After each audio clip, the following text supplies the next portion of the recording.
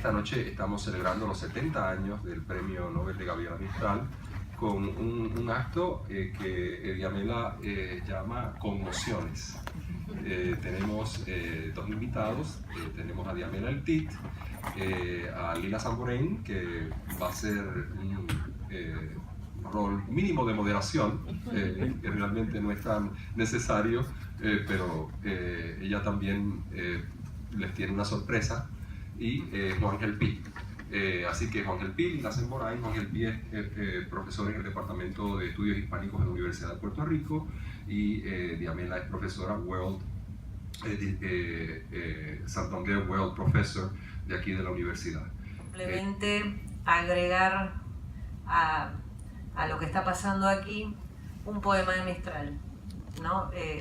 Soy admiradora de su poesía y bueno, escribí una tesis completa sobre ella, así que me parece interesante escuchar su voz, y elegí un poema que se llama Beber, que me llamó la atención cómo Mistral busca o encuentra en esas cosas tan sencillas como tomar agua una variedad de puntos de vista, digamos, y eso es lo que me llamó la atención de su poesía. Mi tesis se llama Una mujer sin rostro, y todas las posibilidades están en ese no rostro, digamos, que es algo de lo que ella habla también en sus últimos poemas. Entonces aquí el poema Beber. Al doctor Pedro de Alba. Recuerdo gestos de criaturas, y son gestos de darme el agua. En el valle de Río Blanco, en donde nace la Concagua, llegué a beber, salté a beber en el fuete de una cascada, que caía crinada y dura y se rompía yerta y blanca. Pegué mi boca al hervidero y me quemaba el agua santa, y 3 días sangró mi boca de aquel sorbo de Aconcagua.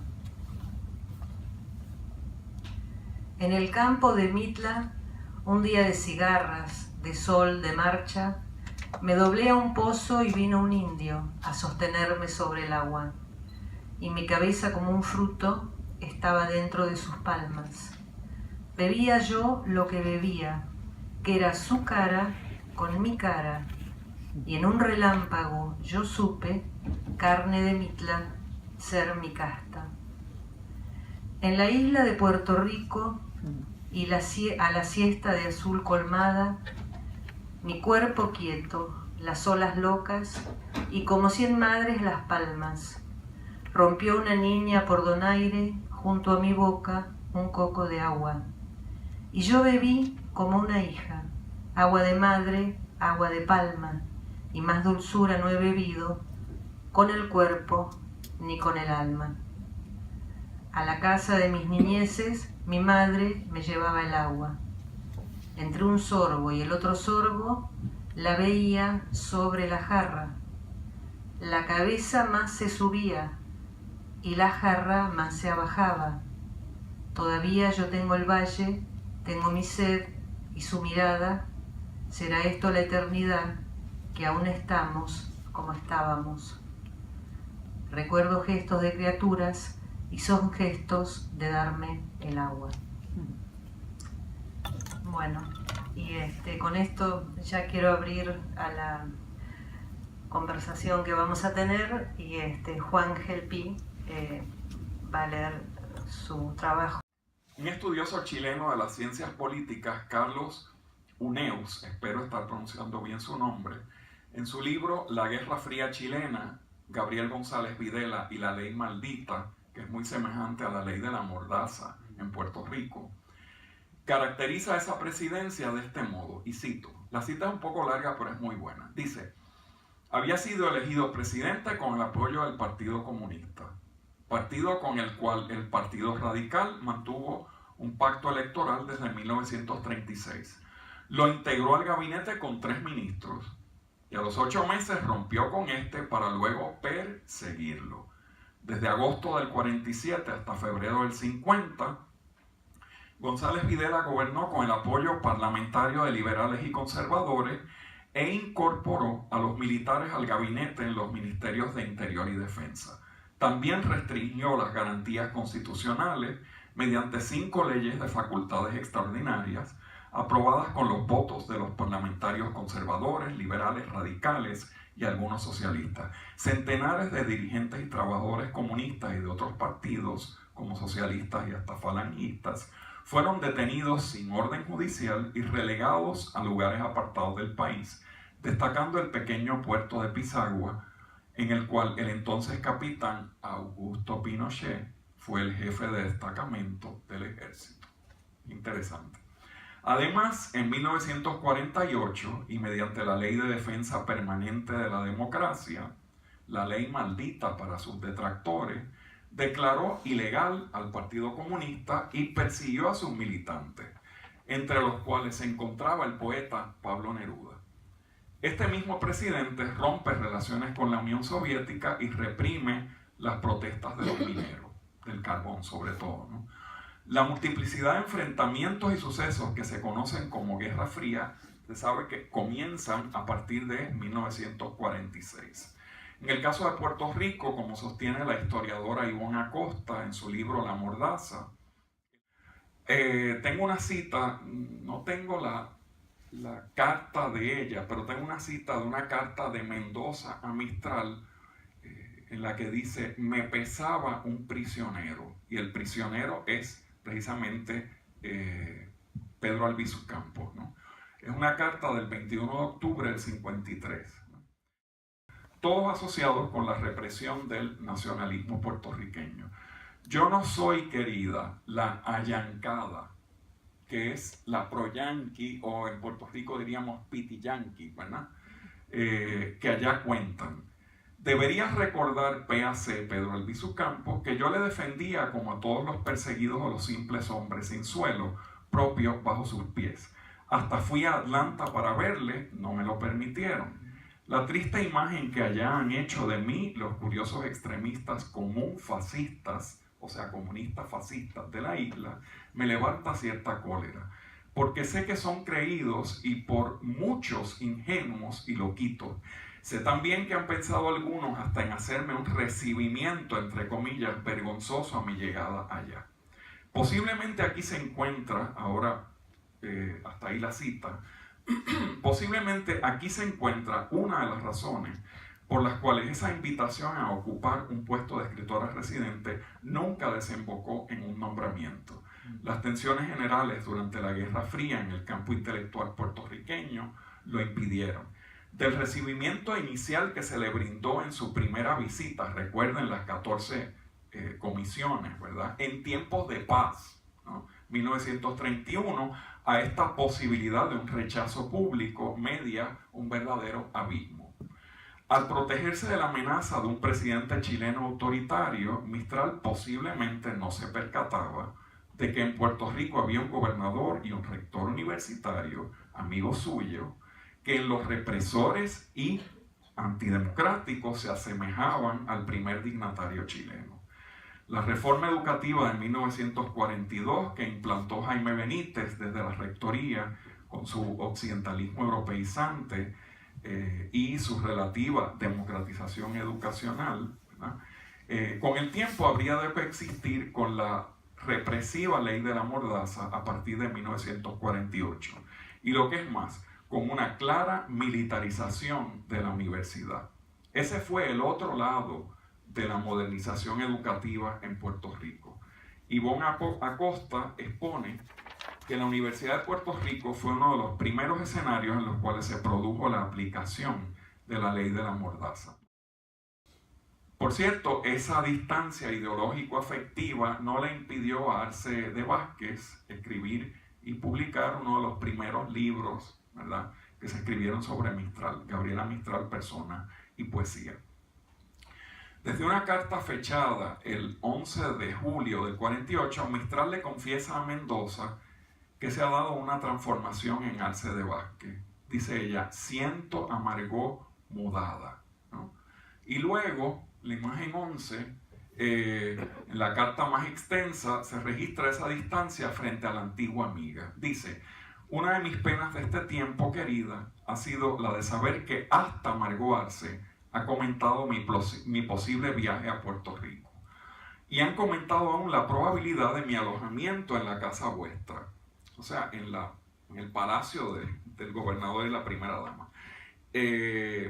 Una de las cosas que más me duelen y deprimen en nuestra raza es el ver que la política puede hasta con las más viejas y finas amistades, que pretende y logra cortar los vínculos más profundos y nobles. Hasta ahí la cita. Como sucedáneo paliativo ante la doble amenaza, es decir, el posible despido de un presidente que representa la variante chilena de la Guerra Fría y el posible repudio de quienes en Puerto Rico no aprueban sus alianzas políticas, les resta a Mistral buscar un espacio de paz a distancia de la cúpula del poder político chileno y del tenso campo intelectual y político puertorriqueño. De manera paralela a estas amenazas, pérdidas y posibles violencias, se expresa en el epistolario de Mistral a Inés María Mendoza un deseo de permanecer en esa especie de coto seguro o refugio atómico que es su casa de Santa Bárbara, California. Y cito: yo les quiero mucho, o sea, a ustedes, ¿verdad? Inés y Luis, ¿no? Es allí donde querría vivir, pero ustedes ya están amagados también. Y aquí vivo en soledad, con unos 10 o 12 enormes cedros, pinos y abetos, sin sostén de amigos, pero sin enemigos, en una especie de zona entre la vida y la eternidad. Cuido un jardín arruinado y lo voy resucitando. Por cierto, no es del todo impertinente la metáfora del refugio atómico, pues se recordará que durante la Guerra Fría proliferaron los fallout shelters en los Estados Unidos y en otros países. Y concluyo. El amago que menciona Mistral sin duda remite a las posibles amenazas o violencias físicas o verbales de las cuales puede ser objeto quien aspira a ser gobernante o primera dama. Pero tal vez obra a manera de significante desplazado de la propia incertidumbre de Mistral en esta coyuntura de Guerra Fría, cuyos frentes eran sumamente variados y tal vez impredecibles. Gracias. El estupor y los ajustes de sentido, y también los desajustes, la inestabilidad de las pedagogías, sus fallas y las articulaciones del siglo. Se trata de un acercamiento subjetivo y nunca concluyente. Se trata de un ensayo en el sentido teatral y especialmente de una manía literaria. Recuerdo ahora mismo, mientras escribo, una serie de escenas que me acompañaron durante un viaje a Dublín, que realicé en el marco de un encuentro de escritores. Y aunque reconozco que mi mirada puede ser superficial, me resultó apasionante o impresionante percibir cómo la ciudad construye el centro o uno de los centros de su identidad a partir de escritores, especialmente, desde luego, James Joyce. No solo se destacaban las estatuas del escritor, sino también sobre las veredas más céntricas, por donde transitaban los innumerables peatones. Allí, entre las baldosas de cemento, había incrustaciones metálicas con parte de la novela Ulises. Abundaban las tiendas especializadas que replicaban objetos citados en su obra. Existían múltiples paseos que rehacían la caminata de su personaje por la ciudad. Las tiendas turísticas se caracterizaban por la proliferación de objetos joycianos, también evocaciones de Samuel Beckett, George Bernard Shaw, Oscar Wilde, entre otros. Pensé a menudo durante ese viaje cuántos de los ciudadanos que atravesaban la ciudad 2014, esos que pisaban frases de su obra, habrían leído realmente la novela extremadamente literaria de James Joyce o la obra de Samuel Beckett. Pero también pensé que, en otro sentido, en el sentido más simbólico del término, las conocían perfectamente, porque sus escritores ya formaban parte de la ciudad, o mejor dicho, eran ciudad.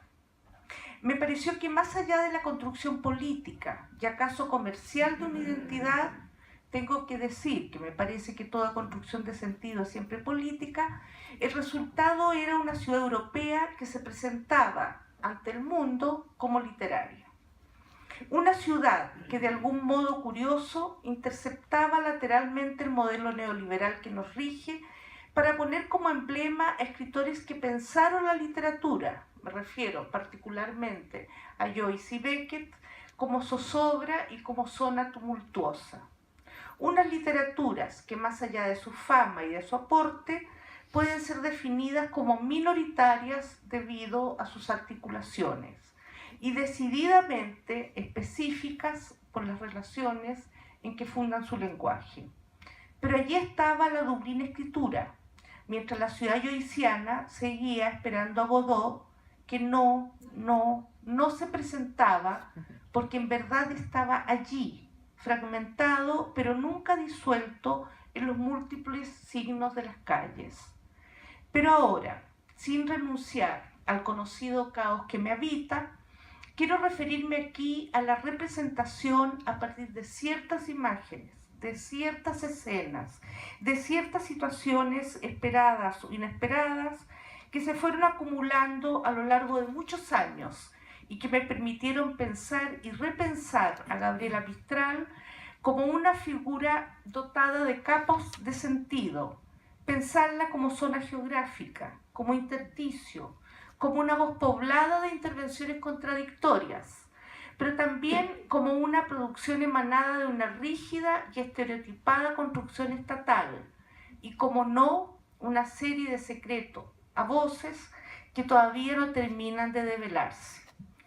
Y así, a partir de la relación entre literatura y ciudades, recordé el tiempo que pasamos con mi familia en el llamado Norte Chico chileno, en un caserío que estaba al inicio del Valle del Elqui y muy cerca de la ciudad de Vicuña, las tierras natales de Gabriela Mistral. Recordé la plaza principal de Vicuña, pues la frecuentaba diariamente porque era allí, en Vicuña, donde estaban los almacenes que nos surtían de alimentos. Recordé que luego de las compras o de los paseos nos sentábamos en uno de los bancos de esa plaza. En el centro había una fuente de agua y en el medio de la fuente se levantaba no un rostro, sino un perfil de la poeta. Ya no recuerdo si esculpido en piedra o en metal, pero sí sé que era completamente contundente. Recordé a los niños en la fuente, era verano, bañándose, afirmados en el perfil de Mistral. Era una imagen exacta pero a la vez insólita, porque había algo divertido en esos niños afirmados de la nariz, o de un pómulo, o del ojo de la poeta, cuyo perfil emergía de una manera no demasiado afortunada, desde el punto de vista estético me refiero, de entre las aguas. Pero los niños se apoyaban, es un decir, en la poeta. Se trepaban por su nariz o por su mejilla o por la curva de su ojo mientras se refrescaban del calor imperante. Lo hacían justamente en el espacio donde ella fijó su territorio literario. Día a día, a lo largo de un mes, se repitió la escena de carácter festivo que unía lo solemne y el juego, lo estatuario y la velocidad de la infancia, los tiempos y la historia cultural, una curiosa representación oblicua y tensa de Narciso en la fuente. Fue el verano de 1990, el mismo año que yo iba a partir a México, aunque entonces no lo sabía, hacia la experiencia de mi primera vida fuera de Chile, y allí, desde luego, iba a encontrar otras escenas de Gabriela Mistral. Lo que sí sabía entonces, en el curso de ese mes, es que estaba en el centro y epicentro, digamos, geográfico mistraliano, porque allí se congregaban el museo, las escuelas, su cerro, su casa de infancia y su tumba en Monte Grande. Todo lo había visitado antes. Ya sabía también que Mistral, más allá de sus méritos literarios, era una de las figuras culturales más complejas y sorprendentes de la literatura chilena, por sus condiciones de producción, como diría Carlos Marx. Sabía que en cierto modo ella odiaba Chile, aunque su imaginación literaria no podía despegarse de los cerros del Elqui.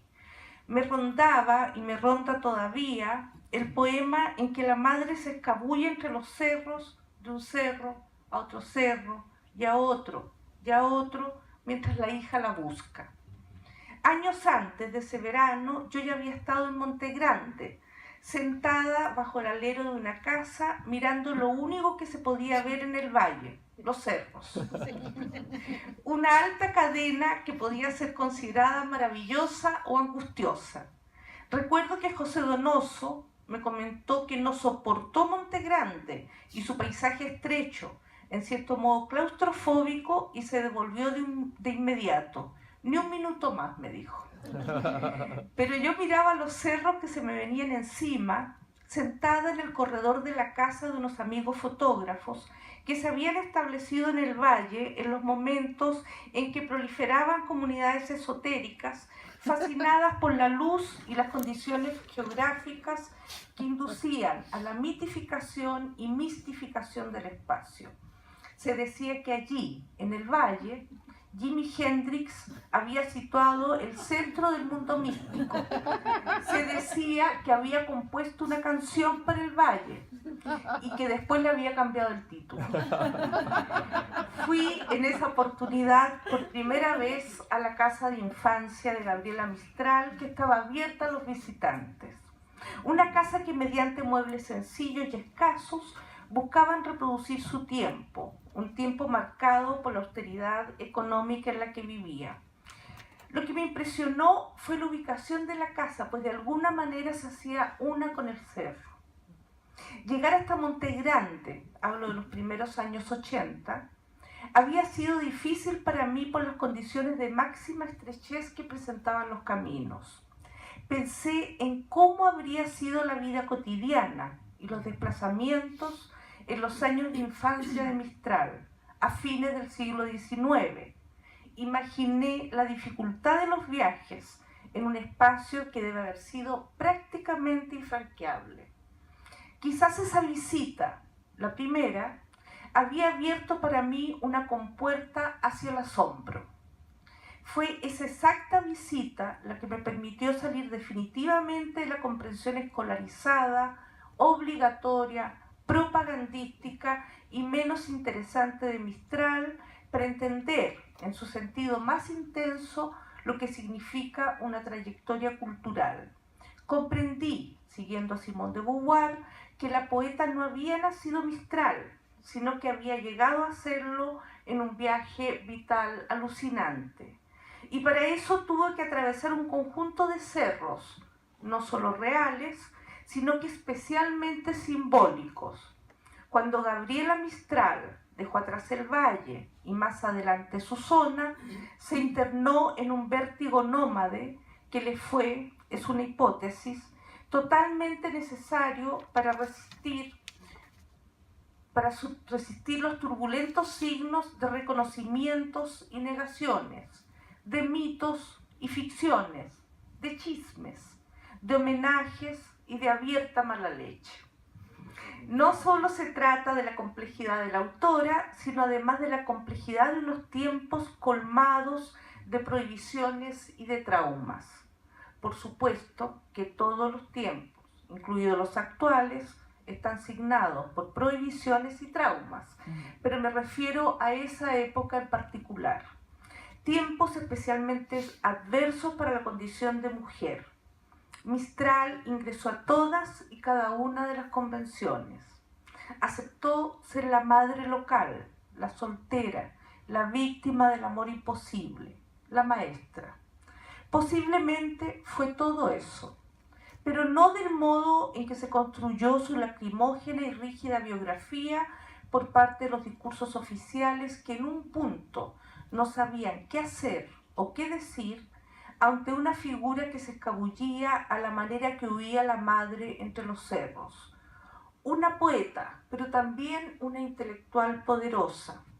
Esa inteligencia le fue suprimida por esos discursos públicos, porque sencillamente no era funcional a su tiempo.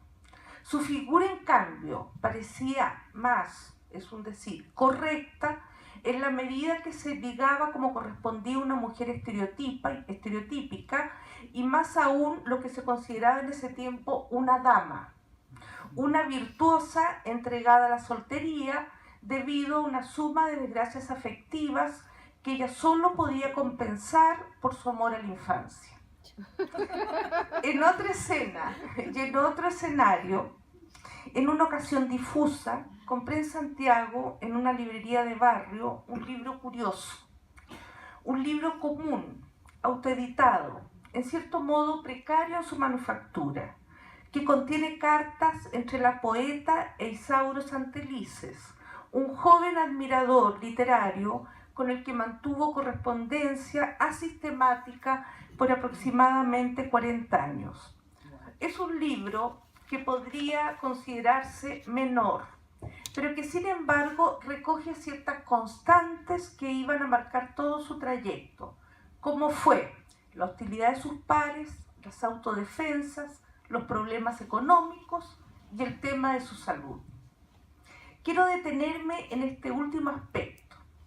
Efectivamente, la correspondencia de Mistral se concentra de manera incesante en prolongadas quejas ante los diversos dolores que la quejan. Le escribe a Isauro Santelices: mis huesos ya están mordidos de reumatismo, de males de pura vejez. Y le escribe las lindas rosas de su linda tierra que le ha mandado a esta vieja que hace versos. Ambos textos están escritos cuando la poeta tiene 25 años. Desde luego, hay que considerar la materialidad de los factores epocales, sus leyes, sus requerimientos. En esos años, los que recorrieron la primera mitad del siglo XX, la pregunta retórica por la salud era un signo de buena educación.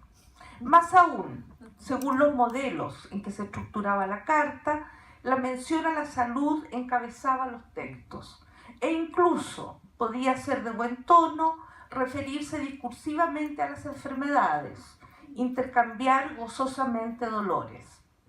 Más adelante, la expansión neoliberal frenó esa convención y hoy, si alguien pregunta por la salud de una persona, puede ser percibido como una impertinencia y casi como una agresión frente a una realidad social que se diseña a sí misma de acuerdo a parámetros signados no solo por la obligación a una vida exitosa, una vida me gusta tipo Facebook, sino además por una salud fundada en un optimismo corporal que prácticamente prescinde de los órganos.